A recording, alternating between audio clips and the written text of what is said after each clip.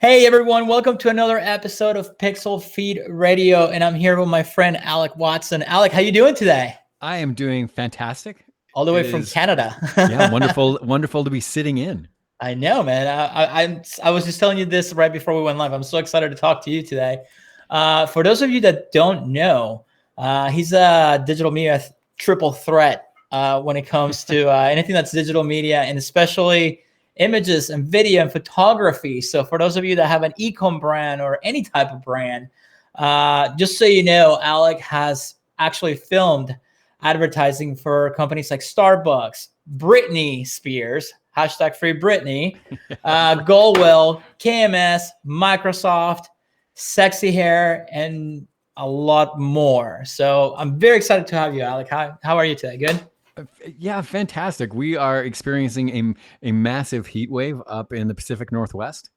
And what's a heat wave for you guys? Well, exactly right. And a heat wave for us is that would be. Sorry, I'm doing the math in my head. Maybe 105.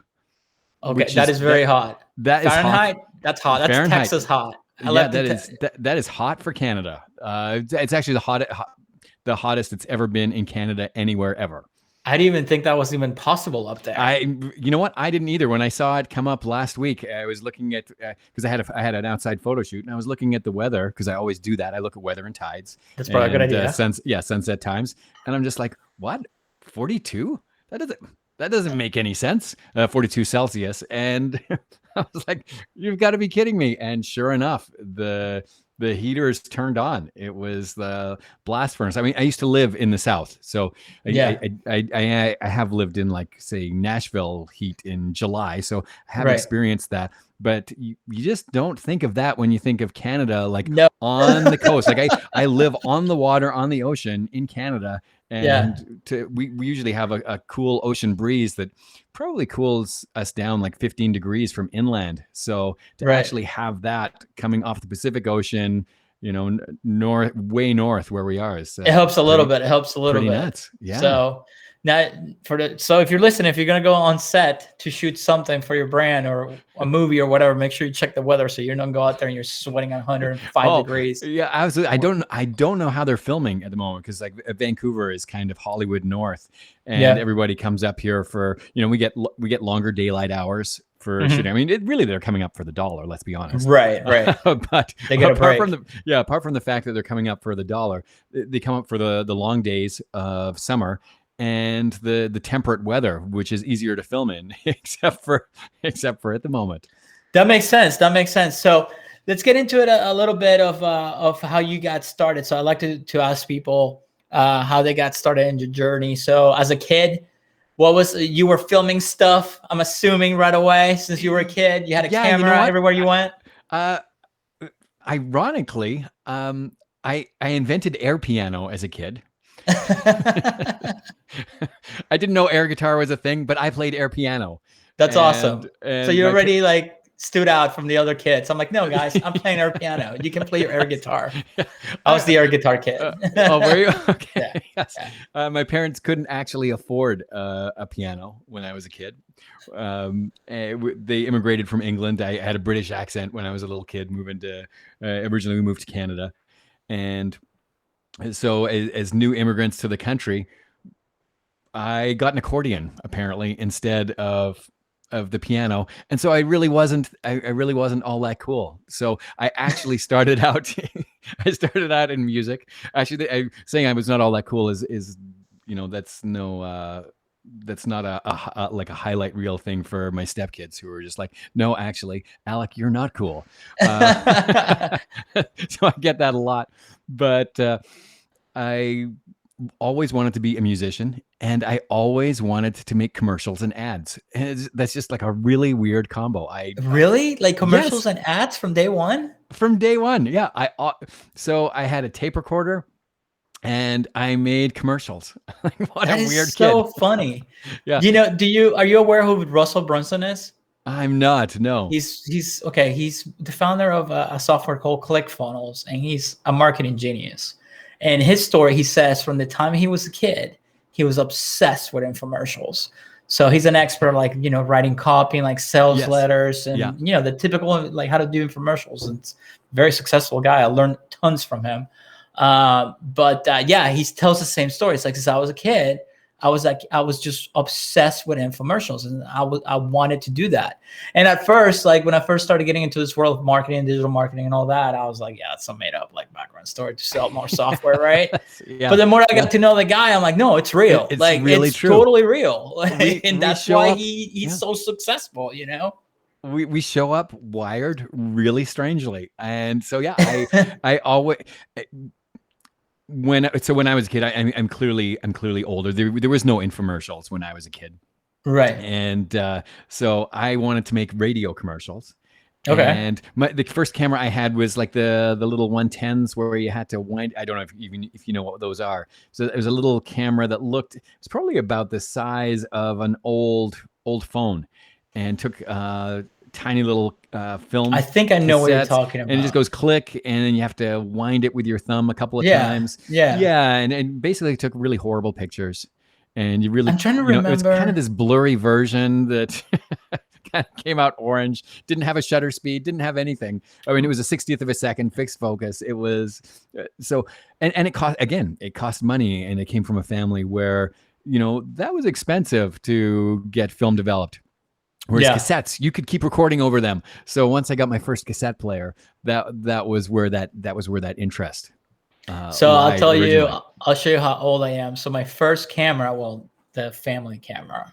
Yes, exactly. Yeah, was a Sony Handycam, and man, as soon as my dad bought that thing, good luck getting it off my hands. I have so many videos from when I was a kid. I remember like imitating Saturday Night Live sketches, making my own movies, like skateboarding. I used to go skateboarding, take the camera with me. Like I have all these movies from when I was like a kid learning how to skateboard all the way to like, I want to say high school when I got my own cameras and all that.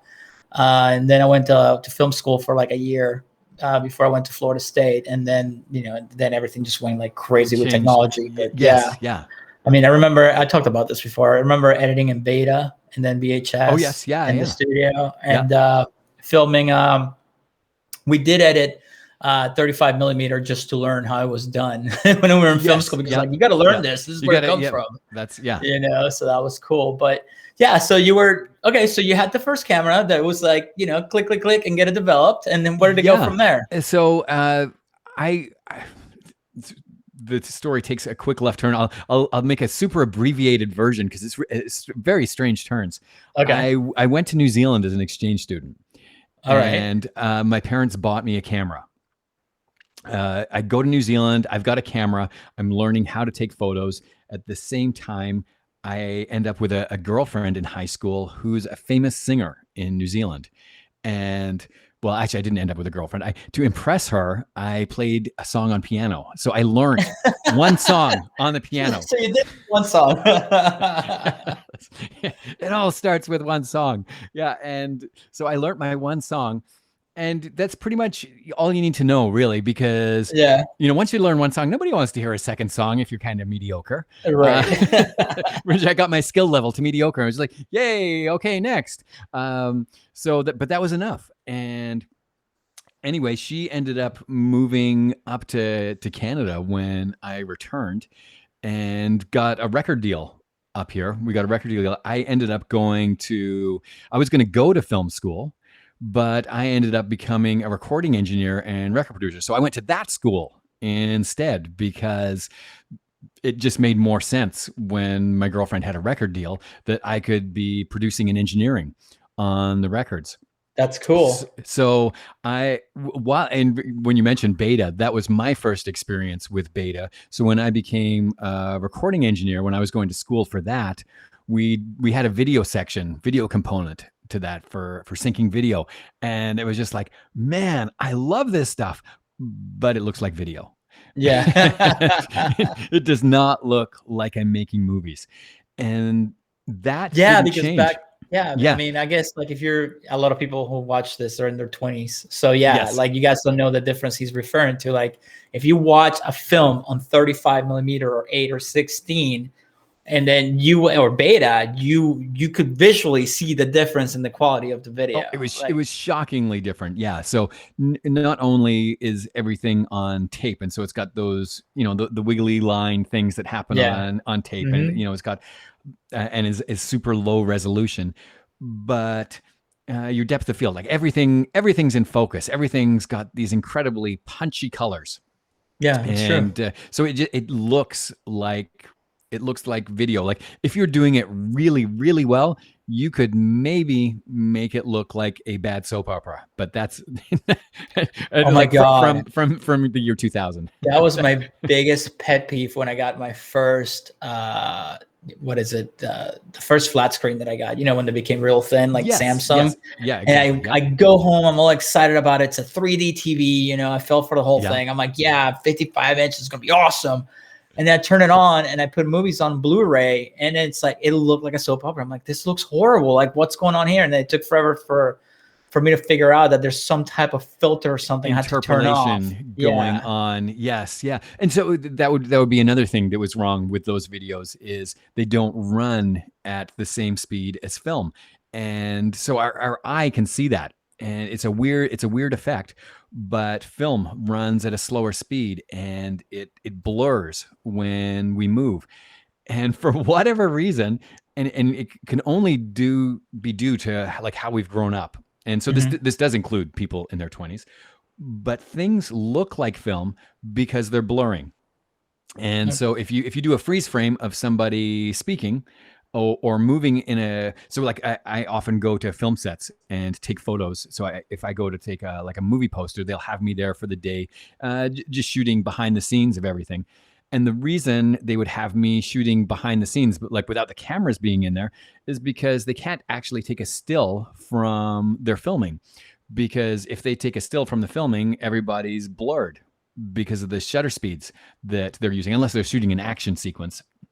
And so when we used these video cameras way back when, they ran at a higher speed. And so everything was kind of blurry due to tape and bad chips, but also kind of frozen in this weird way that was super like movement sharp. And so, there was like 5 different things that made stuff not look like film. There's a bunch of ingredients that have to go into something to make it look like film. And for whatever reason, so like what you're saying with when you've got that motion filter on your television, it's interpolating and smoothing things out.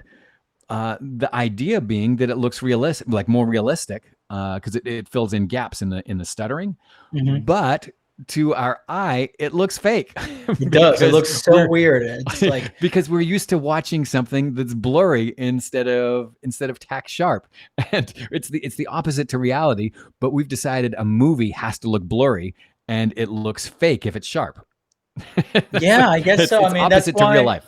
I know for a fact, I've heard Tarantino talking about it, that he still shoots everything on 35 millimeter or 55. I think he said one time. I don't know. I don't remember. I think the last one was in a bigger type of film. Don't quote me on the 55. I think he said 55, but is that even a thing? 50? No, I don't even know. Not so much.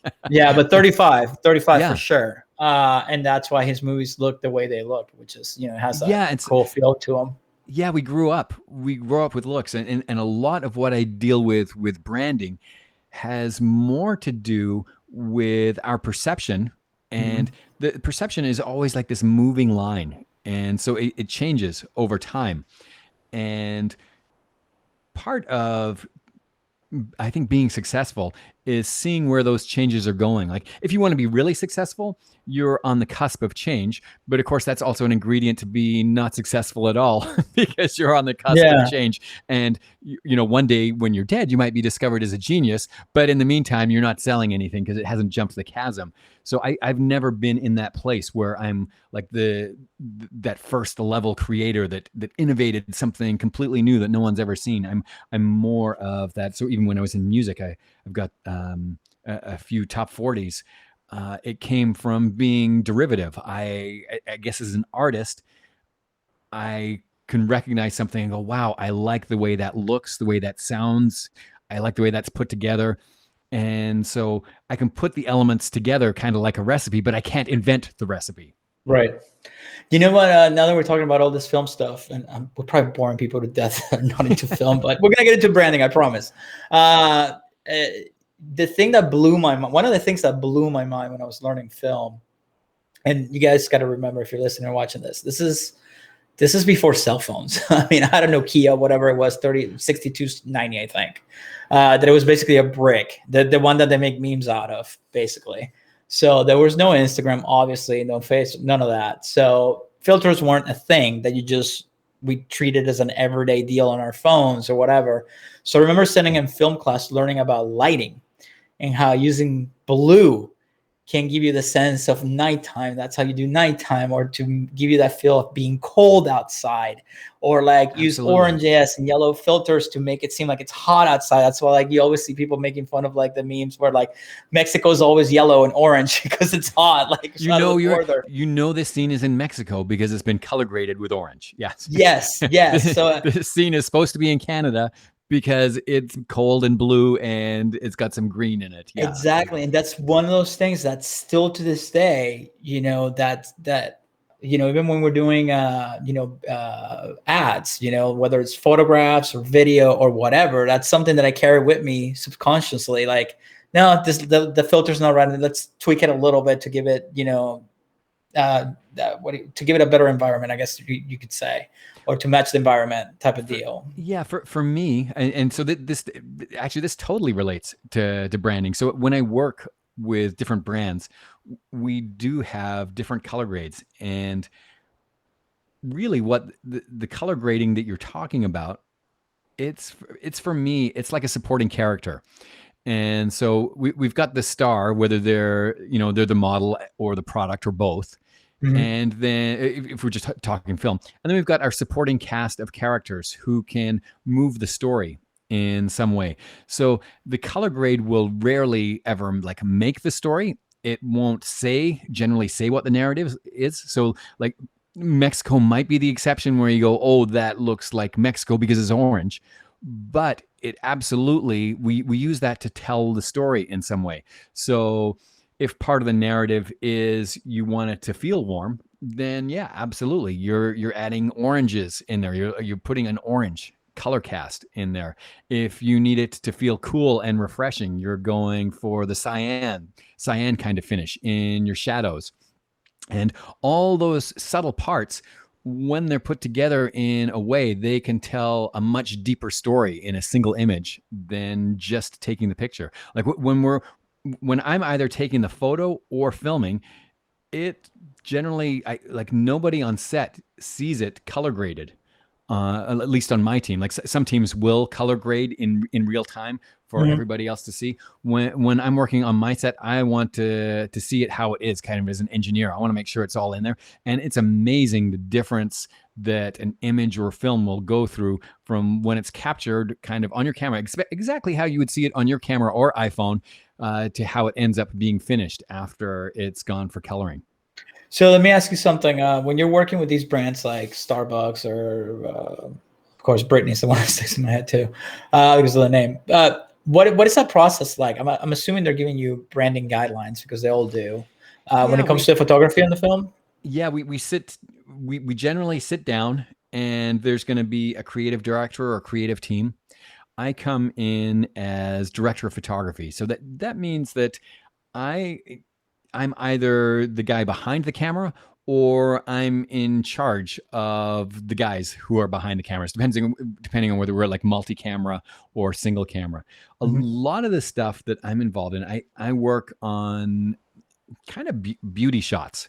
So there would be generally something in it where we need great hair, great complexion, great lighting. I guess the difference would be if I was working on a film, it would be a romantic comedy where the lighting is fantastic on the lead actress, but makes no sense in the context because, she's standing in, I don't know, a restaurant or something. Right. Restaurants don't have great lighting. They have top-down lighting. So sure. The other idea would be like, say a cinema verite where British film and cinema, tends to look like you would expect somebody to look in that place. Whereas a romantic comedy, it's fantasy lighting. It's just like, there's no way those lights exist like that. And maybe we do or don't notice, but we do notice that the lead actor and the lead actress were just like, wow, they're beautiful. And part of that is, like it is for us too, right?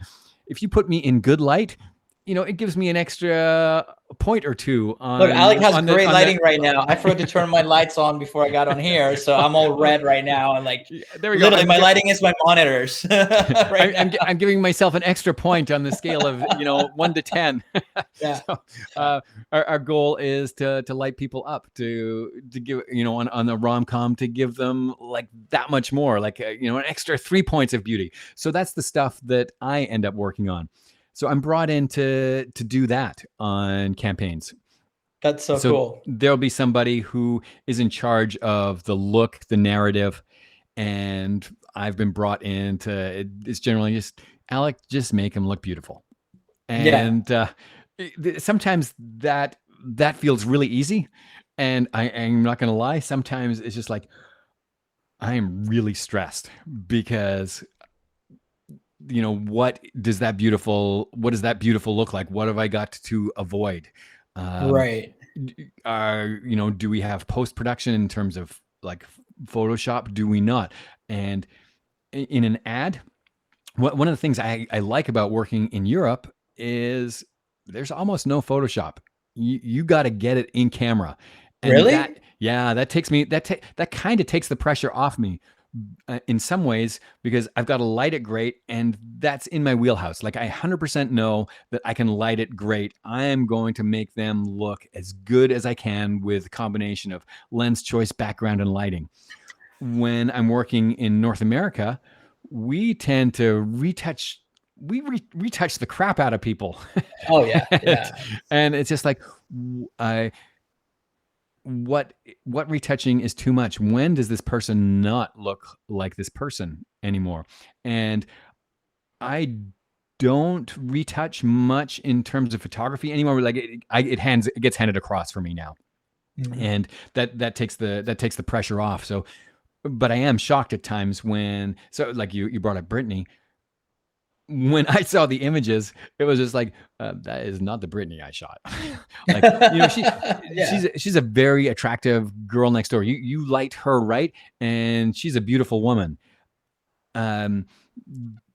She looked like a plastic Barbie doll. Oh no, I know exactly what you're talking about. So and I know you're not saying it to like bash her or anything like that. No, not at all. No, but I see it all the time. For me. Yeah, it's like, I have no issue with a little bit of touch up here and there to make it look better. Like, there's nothing wrong with that. But I've seen before and afters, and I've been in photo shoots where like, whoa, like that is not the same person.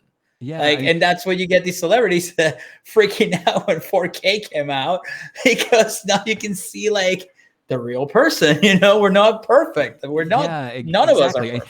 And I like those things when somebody, when a woman, because we tend to do, like, let's be honest, we do that to women way more than we do it to men. Right. And I mean, sorry, I'm stuttering away. I got so many things going on in my head right now. I'm quite passionate about this, honestly. My wife runs a program for women's health and fitness and mindset. And being on the other side and seeing the damage that causes in women who are strong and powerful and big parts of the adult business world, but they've been brought up in this culture, and it's just like, wow, I do see that damage. And so I absolutely struggle with that. I and again, not picking on Britney, but there was a moment in there that was quite definitive for me. The first shoot that I did with her, it was a lingerie campaign that we were shooting, and I probably would not have picked her as a lingerie model, just as somebody who has like photographed for, say, Maxim, all sorts of other things. I would absolutely pick her for, but that's not what I would pick her for, but that's what they wanted her for. At the same time, she had a cover for women's fitness, women's health and fitness, and talking about how it was the cover of the magazine, and the headline was how Britney got her abs back. And it was just like, I just shot Britney, and She's very, she's an attractive woman. She's fit. She works out. She does not have those 12 abs. pack. Yeah. And it's just like, that's really wrong. Yeah. We're selling magazines. We're selling something that's totally not real. And the pressure, like I can say, there was stress in the photo shoot the first time I photographed her because there was no trust. And, the idea that she has to live up to that expectation is like, man, that's gotta be rough. a lot. Yeah. Yeah. If I had to live up to, this is how Alec got his six pack. I am never going to the beach again. Yeah, no, I agree 100%. Yeah. I got enough pressure as it is living on the beach. Like I got to take my shirt off, man, and I gain like 5 pounds. Yeah, exactly. No, yeah. I can suck my chest out big enough that I can hide my gut under my shirt. Yeah. So yeah, we live in different worlds. I don't love. I love the job that I do. I love where it's going. I get to work for brands now that are big on authenticity. If I got to pass something along, man, that would be the one. Is you decide what your story is, and if your audience loves authenticity, man, authentic all the way. So there are wrinkles, there's bad hair days. Those things aren't off brand. They're just authentic. Yeah, and no, your audience will know. Yeah, absolutely. Like, it's just like, I only work with clients that I think it's a good fit and that we can mutually, help each other. It's like, there's no point in trying to make something happen that's not, or just, or lie to somebody. It's like, yeah, I can give you the world, and then you can, and then you look bad. It's bad for everybody all the way around. So let's get into a little bit about, products and branding and all that stuff. So like when you're working with a brand like Starbucks, right? They have a certain, brand image they have to keep.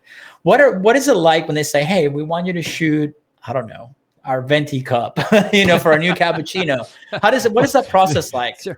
So we can take like people who are not on that level, just learn a little bit of what the process is like. Well, you know what? So for Starbucks, that was a different client for me in that I was working with Howard Schultz. Mm-hmm. And so that was more in line with a person over like product shooting. But if we shift that round to hair product, I can totally talk about hair product because I shoot let's talk about that. A whole bunch of exactly. Yeah, I shoot a whole. Product is product. I was just using Starbucks. Exactly. I want to be authentic. I have never shot venti cups. I wouldn't. I think I know what I do, but I don't think I've ever even seen an ad with venti cups. I don't know. But hair products, we have all seen them, and so shooting it as a product specifically. Mm-hmm. Okay, so there's a few things that are going on. One is that we're shooting the model to create the feeling. And that's more important than shooting the model to look beautiful. So when I show up, I am absolutely going to light for beauty. And I do struggle at times with certain clients, especially in the beauty world, who might tend to, I'm looking for a better word than, their imagery tends to border on sexuality over creating a feeling. Gotcha. And so for me, that will be one thing that I'll battle with a creative director on for sure. And so if we can move the needle into something that has a feeling that the audience can resonate with. And so, of course, like the one that comes to mind that I actually don't shoot, but the one that comes to mind is shampoo ads where the person's in the shower having this orgasmic reaction to shampooing their hair, right? Yeah. They're creating a feeling. It's what they're doing, right? Okay, I was going to ask you, like, what do you mean by creating a feeling? But now it makes sense. It's like, okay, that image, is it pretty? I don't know, but we're vibing off the feeling. We're going, when we see somebody, it's like, I'm a sucker for, on Facebook, scrolling through, looking at fails, people wiping out. I stop and look at people wiping out. We 100% know that psychologically, like if our brain was like a computer, or our brain's actually a lot like a computer. In your computer, you've got all sorts of subprocessors. There's a CPU, a GPU, the RAM's over here. There's a whole bunch of things that are all interconnected, and they're all running separate things and working together. Our brain works the same way. When we see something, we believe it. And that sounds really weird, but it's we 100% know it's true that when you see something on a screen, you believe it to be true immediately. And then it goes to processes in your brain that decode and go, no, I am looking at a screen. This is made up. And we start to decode that. And then we will file it under experience. So that if you show an action, a big action sequence on a big screen to a 3-year-old, they're going to be reacting and jumping around and covering their eyes. Right. They don't have that the experience of that processor hasn't told them this isn't real. We have processors that are involved in that, right? Right. On our innermost core, we still actually believe everything. And those fail things is one of the places where we actually get to experience that. So when we watch somebody wipe out, you know how you get a cold feeling in your legs, or it makes you flinch, or you just go, ooh, yeah, like you feel it.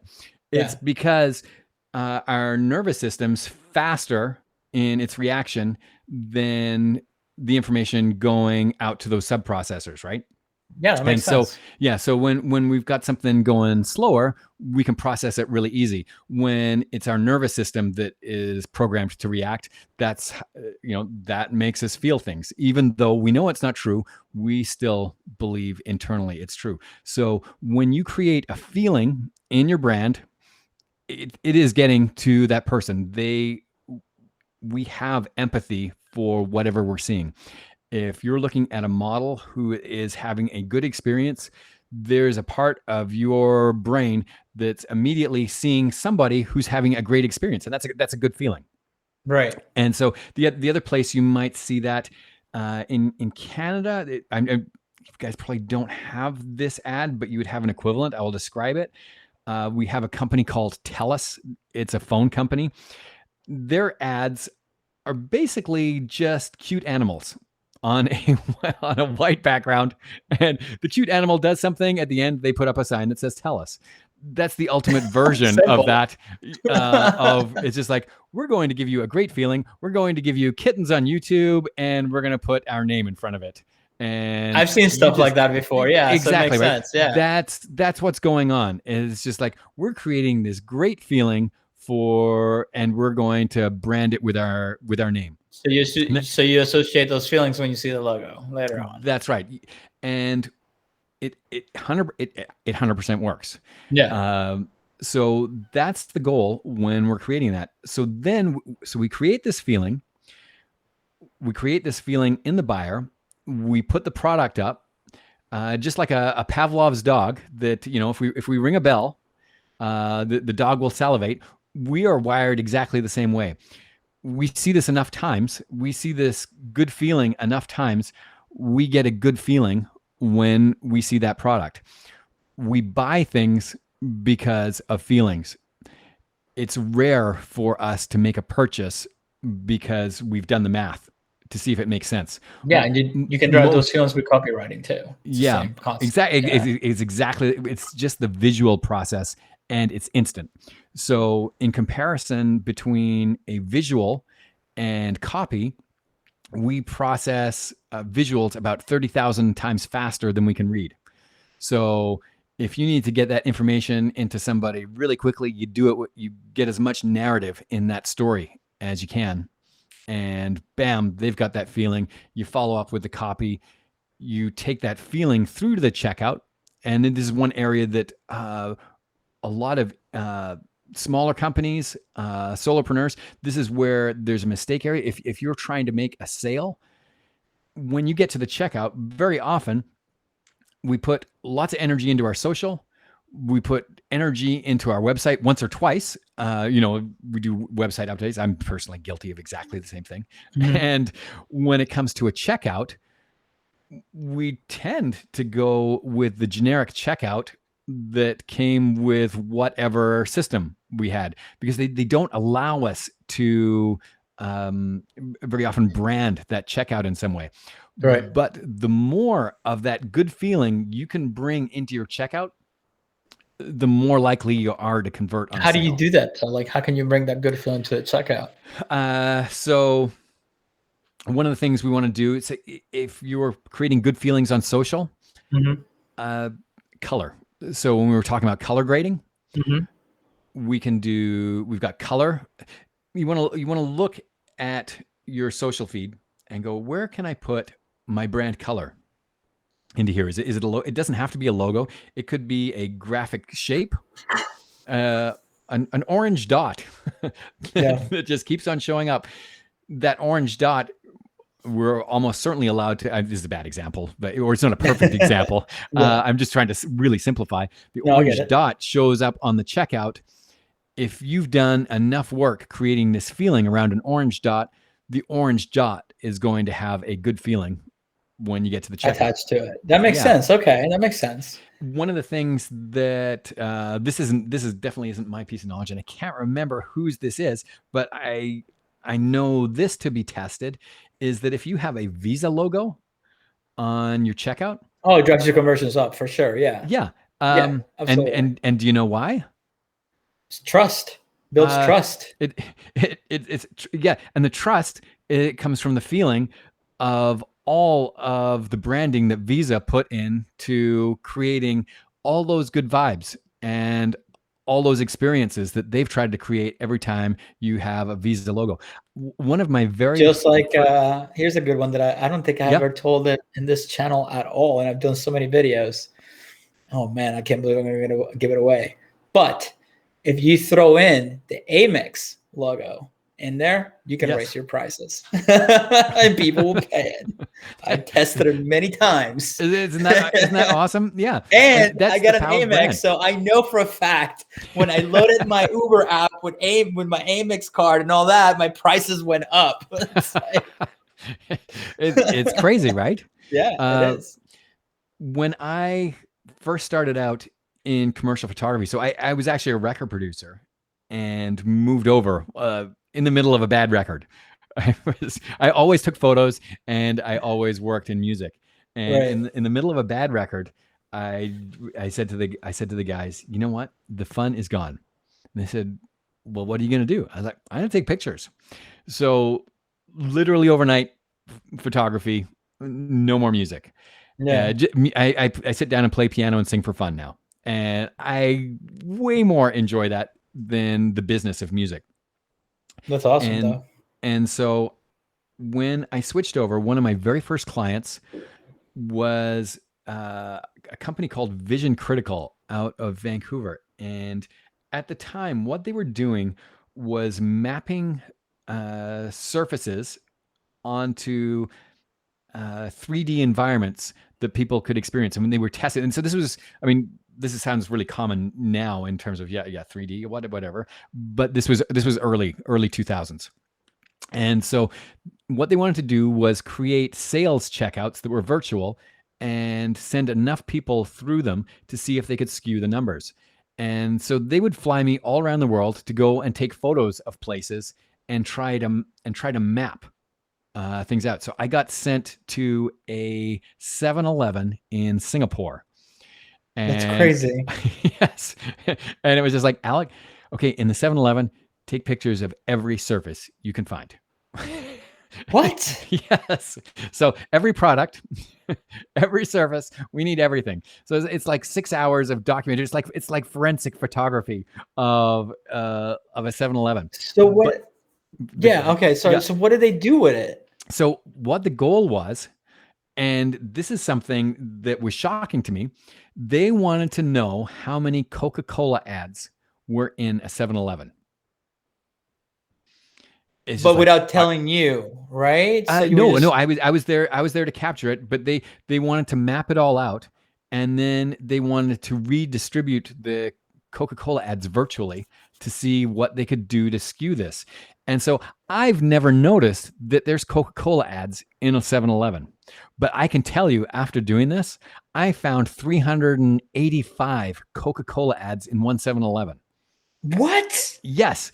Buy Coke, buy this product, little stickers, pointers, arrows, everywhere. What? Yeah. And it was just like, I had never seen them. I'm just thinking about obviously the cans and the cooler or whatever in the back, and I'm sure they have like cases. Yeah, but no. So stickers on the floor, stickers in. I guess places, you're just so bombarded with it all the time that it's just like it's invisible to us. Yeah. But maybe it isn't, because they heavily skew the numbers in terms of sales over other brands. You just don't know. That's crazy. I mean, they're ubiquitous, but it's just like, where else are they if they're that many times in one single 7-Eleven? Yeah. So that was my first eye-opening experience to all the things that I can't see. That is pretty awesome, and that's something that gives you like to think about when you're like getting your brand out there. Yes. The other thing I want to get into, because we're running out of time actually. Okay. Let's talk about product photography when you're starting out. When you're launching your first store, you don't have a 4K DSLR or whatever camera. What are you gonna do? Perfect example. My partner in the latest brand that I have that we just launched, and I'm documenting the whole thing. I'm treating a bootstrap startup. Like, I'm not just throwing money at it just because I have it. So I didn't send her my camera. She doesn't have my DSLR, right? So she's like, how am I going to take pictures? I was like, you got an iPhone 12, right? She's like, yep, there you go. So I told her, I'm like, download an app for raw camera settings and then open the ISO. And then I bought her some literally $60 lights from Amazon, sent them to her. And I taught her over the phone how to play with the ISO to get the product. And still to this day, the store's a year old. And all of our pictures are taken by her on her iPhone 12. Now, for me to teach her this, it took hours and days until she got it perfectly right, playing with the lighting and stuff like that. Yeah. But for those that are listening right now, from a pro, because I'm not a pro, I just know how to I still have that little experience from back in the day, so I can get around. What is your recommendation with people who are starting out and they only got a phone, iPhone or Android or whatever? You are not far off. That is pretty much the direction I would go. And I can say for sure, I did a photo shoot I haven't done many photo shoots in the last year and a half because I haven't been traveling. Right. But my last photo shoot, I had my iPhone 11 and we were shooting in Malibu, and I went to shoot a quick BTS behind the scenes. Sorry, off my phone, and I looked at it, and I was just like, "That's beating my $20,000 camera." And like in real time, like there's things that it absolutely couldn't handle. But yeah, the iPhone 11 and 12, man, amazing. So, what would I do for a product shot? So, a question in your mind: are you shooting on white? Yes. Okay, so shooting on a white backdrop, I would get a piece of white card from like a Michael's, Walmart, Hobby Lobby, any of those places. Yes. Okay. Yep.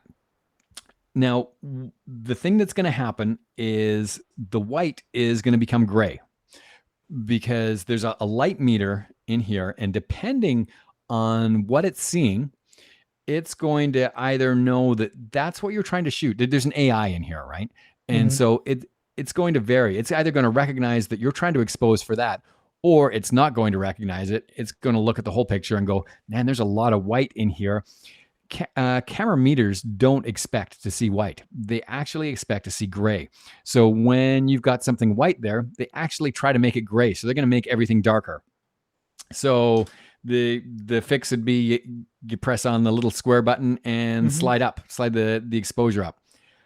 You mentioned RAW. I would 100% go with an app that can shoot RAW.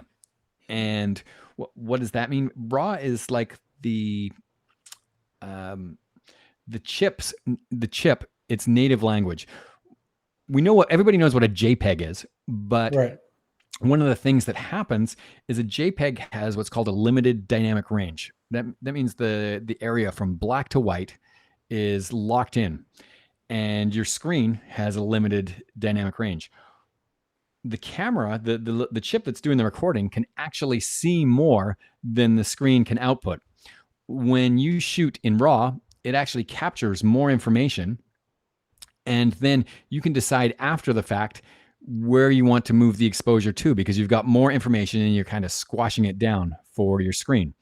When you shoot as a JPEG, it's already cut off. So your shadow detail is gone, your highlights are gone. You can't move it either way. If you shoot in RAW, you take this, I'm going to use the screen here. You take something that's slightly bigger than the screen in terms of this is black down here, white up here, and you squash them down. And then suddenly you've got all your detail there.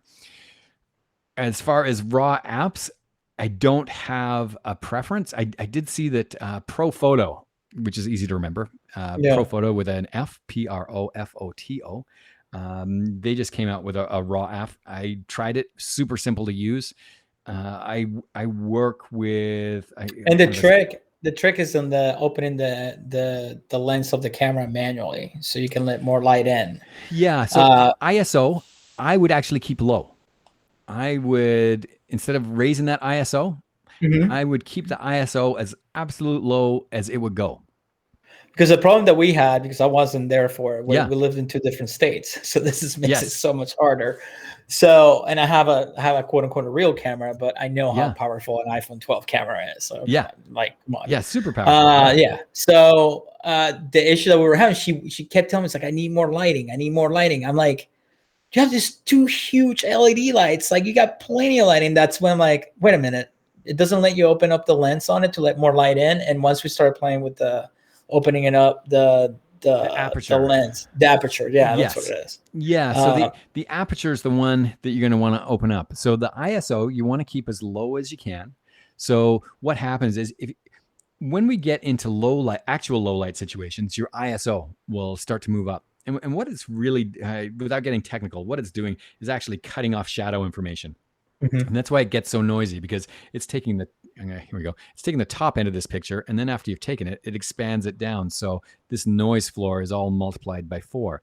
When we work with a low ISO, it takes the whole dynamic range, but you're going to find that you have to open up your aperture, or the other thing you can do is slow down your shutter speed. They're going to, both of those 2 things do the same thing to get more light onto your chip. If you pretty much with an iPhone, if you can see it fairly easily, the iPhone can absolutely shoot it. If you're finding it's too dark, it's basically because you've just got to put your finger on the screen and raise your finger up on the exposure setting, which is either going to open up the aperture or move the shutter which speed, makes sense, slower.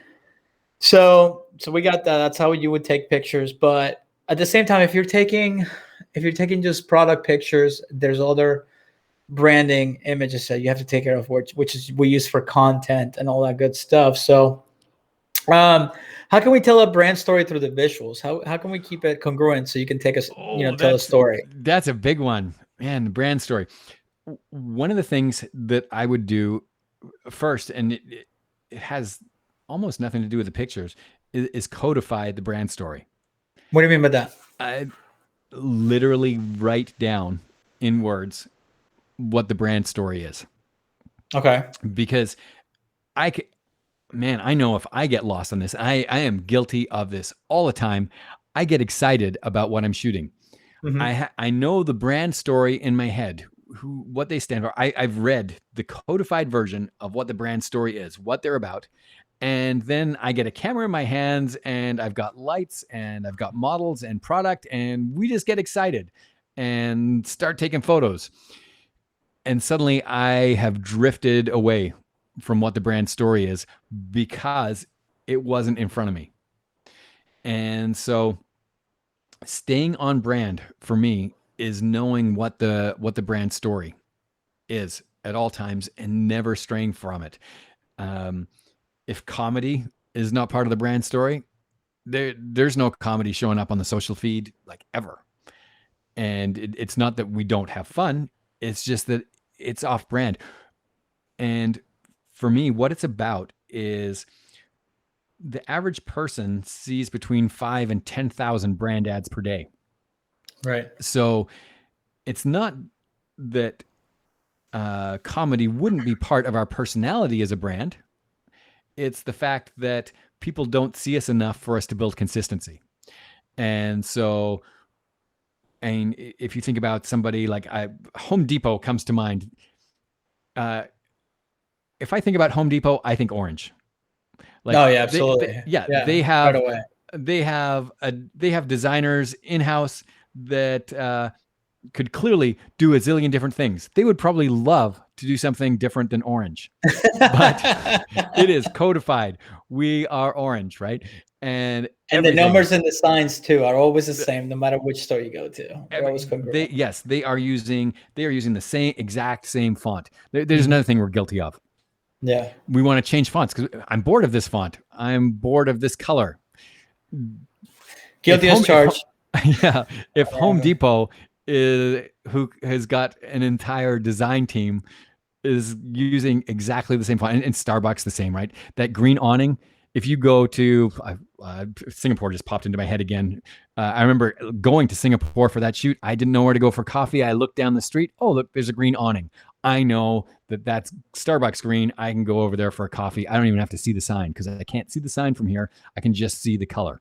That's true. If those guys with their product placement and the budgets that they've got stick to exactly the same font and exactly the same colors, that's the message for us, because we can't get in front of eyes anywhere near as often as those guys can.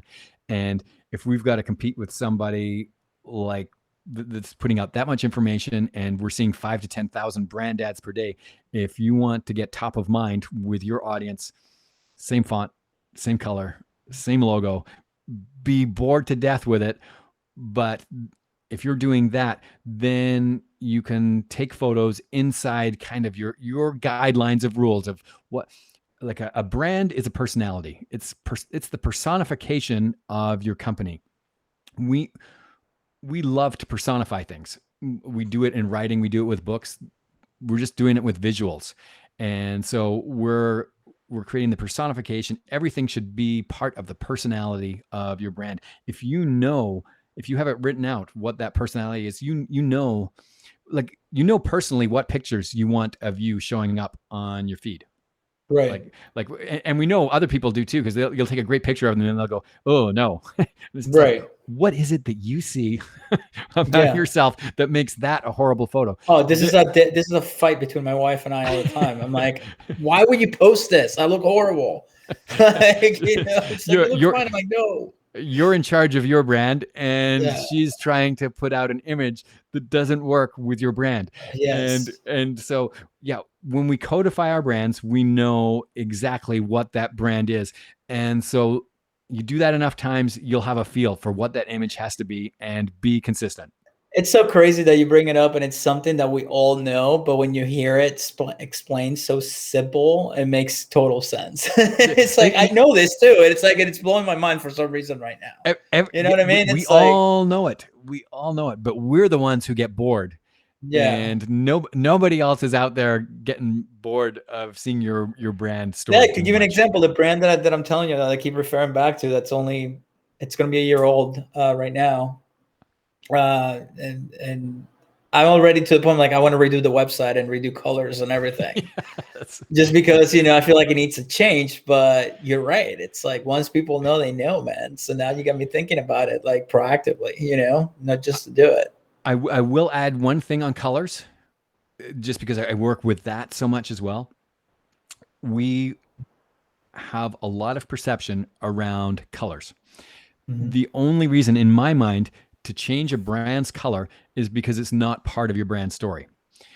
And so how you would determine that, things like the number of colors that you have in your visuals, that sets a level of price point. The fewer colors you have, the higher the price. The more colors you have, the more accessible and the lower the price. So if you think children's blocks and toys, fully colorful, they're accessible, inexpensive. by the time you get to on the opposite end, if we're thinking luxury items, one of the, yeah, there we go, black and white. Interestingly, there's a reason the expensive iPhone, they're black, they're more accessible line, which are still expensive, are colored. You go to the airport, you get to the duty-free store, you see luxury fragrances. Those are 1 or 2 color ads. Like they are monochromatic and yet still colored. Like they're colored with one color. One that comes to mind is because it's a favorite of mine. I've never photographed her, but I would. Charlize Theron on the J'adore ads, and it's all gold. Like everything in that ad is gold. Metallic gold. That's our luxury color. We know that price point is up there. There's a brand here. Well, I guess it's not super luxury, but it's pretty expensive.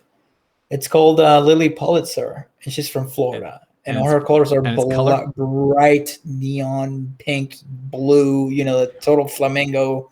But I think it's because of Florida. It's a Florida brand. But I was going to say 2 things to that. There are differences. One is culturally. And so you could absolutely be talking about a cultural difference. Definitely. 100%. By geography.